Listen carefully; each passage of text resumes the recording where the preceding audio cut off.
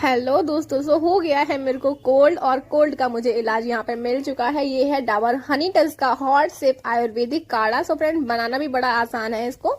और 10 रुपीज का पर पाउच हमें इजीली लोकल मार्केट में मिल जाएगा, मेडिकल स्टोर पे मिल जाएगा, तो आप देख लीजिए। और कुछ इस तरह की इसकी कंसिस्टेंसी होती है। गर्म पानी करना है और उसमें गर्म पानी में आपको ऐड कर देना है ये काढ़ा।